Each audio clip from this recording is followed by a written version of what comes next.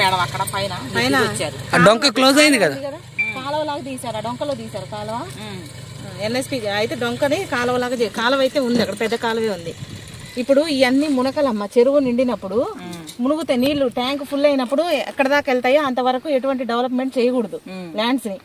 ఎందుకంటే నీళ్లు పట్టినప్పుడే వదిలేయాలి. రెండో పంటలు అంటే దున్నుకుంటారు, కానీ దీంట్లో మట్టి తీయడం, మట్టి పోయడం అట్లాంటివి చేయకూడదు. ఇప్పుడు ఈ ఏరియా మొత్తం ఇందులోనే ఉంది, మునకల్లోనే వస్తాయి. మునకల్లో వచ్చి మీరు డెవలప్ చేయకూడదు.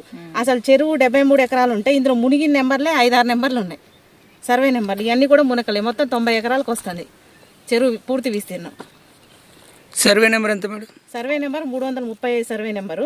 ఇందులో మునిగేది 322, 29, 30, 340, 336, 34, 33 ఈ నెంబర్లనే మునుగుతున్నాయి. నడి చెరువులో ఉన్నాయి ఈ నెంబర్లని, మనం ఉన్న నుంచి ఇటు పక్కకు ఉన్నాయి.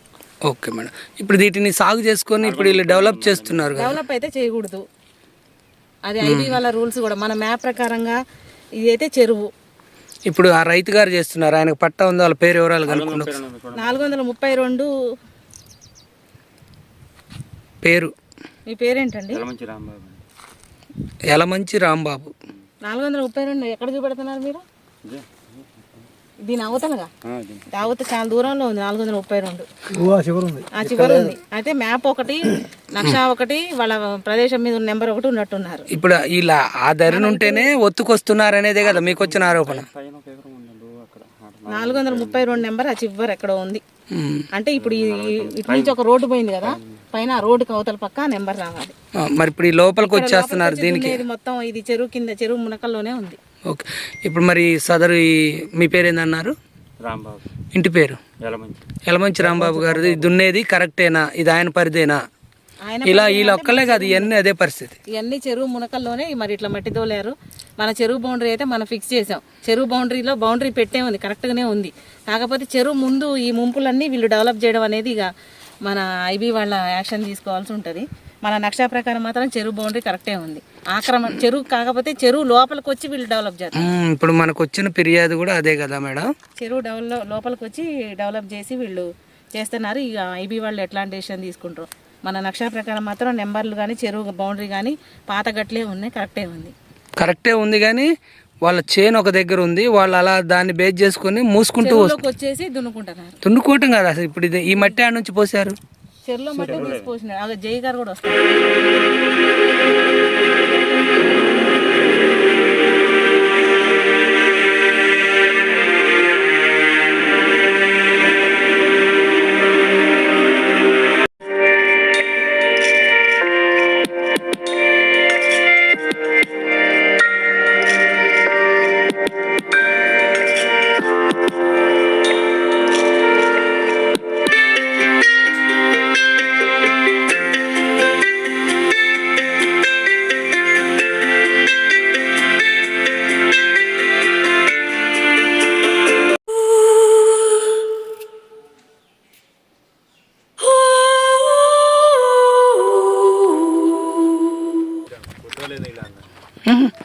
ఇప్పుడు ఇది అక్రమంగా చేపిస్తున్నారు.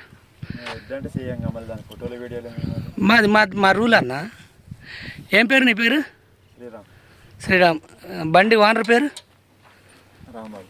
ఓకే, పర్లేదు. బండి నెంబర్ ఏది?